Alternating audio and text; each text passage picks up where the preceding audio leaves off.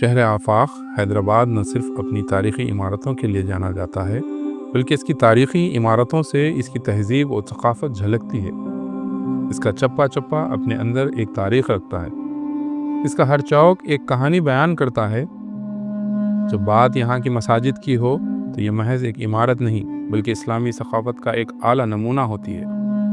ان مساجد کا طرز تعمیر کہیں ایرانی ہے تو کہیں ہسپانوی۔ سینکڑوں سال گزرنے کے بعد بھی یہ مساجد آج بھی اپنی شان و شوکت کے ساتھ قائم ہیں۔ ان کو دیکھ کر اس دور کے مسلم حکمرانوں کی جاؤ حشمت کا اندازہ بآسانی لگایا جا سکتا ہے۔ آئیے آپ کو آج شہر حیدرآباد کی قدیم، معروف اور تعمیری شاہکاروں کا نظارہ کراتے ہیں۔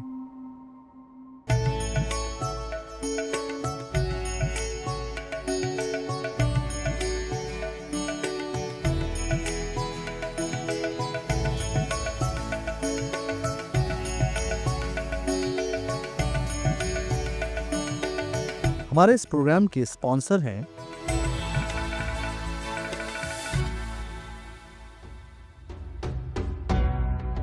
مکہ مسجد حیدرآباد کی تاریخی اور اپنی تعمیرات کے اعتبار سے اعلیٰ ترین نمونہ ہے۔ اس عظیم الشان مسجد کی بنیاد قطب شاہی سلطنت کے فرمانروا سلطان محمد قلی قطب شاہ نے 1617 عیسوی میں رکھی۔ اس مسجد کی تکمیل میں تقریباً 77 سال لگے۔ اس میں سنگ خارا یعنی گرینیٹ کے پتھر کا استعمال کیا گیا۔ بتایا جاتا ہے کہ اس مسجد میں مکہ مکرمہ کا ایک پتھر بھی نصب کیا گیا۔ اسی مناسبت سے اس کا نام مکہ مسجد رکھا گیا۔ اس کی بلند دیواریں، بڑے محراب اور نقش و نگار والا فرش فن تعمیر کا اعلیٰ ترین نمونہ ہے۔ مکہ مسجد اور چار مینار کے درمیانی علاقے میں حیدرآباد دکن کی پہلی مسجد جامع مسجد شجاعیہ بھی واقع ہے۔ اس مسجد کی طرز تعمیر بھی مکہ مسجد ہی کی طرح نظر آتی ہے، لیکن اس مسجد کو تجارتی مراکز اور دکانوں نے گھیر لیا ہے۔ اس مسجد کی تاریخ بھی بڑی دلچسپ ہے۔ جامع مسجد شجاعیہ کی تعمیر 1591 عیسوی میں ہوئی، اسی لیے اس کو حیدرآباد کی پہلی مسجد ہونے کا اعزاز حاصل ہے۔ بتایا جاتا ہے اورنگزیب عالمگیر جب دکن پر فوج کشی کی تھی تو ان کا قیام اسی میں تھا۔ اس میں آج بھی ایک کمرہ ہے۔ بتایا جاتا ہے اورنگزیب عالمگیر نے اس کمرے میں قیام کیا۔ واقعی اس کی طرز تعمیر دیکھنے سے تعلق رکھتی ہے۔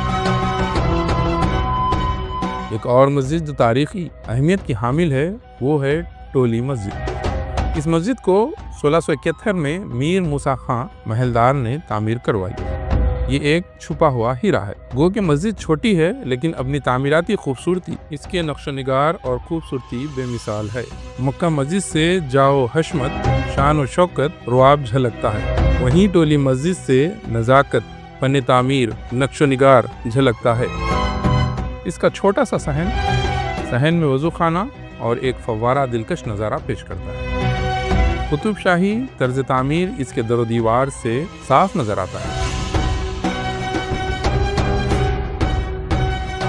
آئیے ایک اور مسجد کی سیر کرتے ہیں جو نئے شہر میں واقع ہے۔ یہ حیدرآباد کی قدیم ایئرپورٹ بیگم پیٹ سے قریب ہے۔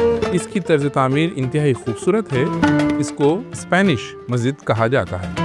اس مسجد کی تعمیر نہ مغلیہ ہے، نہ قطب شاہی اور نہ آصف جاہی، بلکہ یہ ہسپانوی طرز تعمیر کا ایک عمدہ نمونہ ہے۔ اس مسجد کو اسپین کی مسجد خرطبہ کی طرز پر تعمیر کیا گیا ہے۔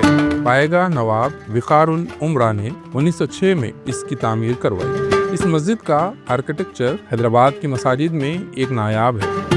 اس مسجد کی کمانیں، اس کے نقش و نگار اور اسپین کی تہذیب کا اثر صاف نظر آتا ہے۔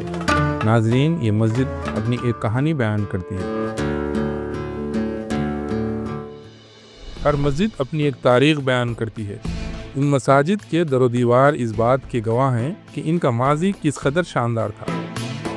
یہ مساجد صرف پتھر و گارے کے نہیں، صحن و فوارے ہی نہیں، بلکہ یہ ایک تاریخ ہے جو مسلمانوں کو ان کا ماضی یاد دلاتی ہے۔ سوال یہ ہے کہ کیا ہم ان ماضی کی تابناک یادوں کو محفوظ رکھ پائیں گے؟ کیا ہم اگلی نسلوں تک ان کی تاریخ کو پہنچائیں گے؟ ناظرین، یہ صرف ایک سیر نہیں، ہم آپ کو اپنا تابناک ماضی یاد دلانا چاہتے ہیں۔ مسلمان حکمرانوں کے شاندار ماضی کو بتانا چاہتے ہیں۔ ہر مسجد ہم سے سوال کر رہی ہے، تمہارا مستقبل کیا ہوگا؟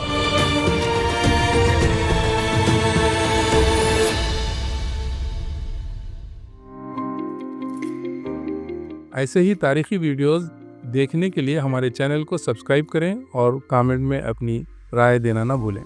تب تک کے لیے اللہ حافظ۔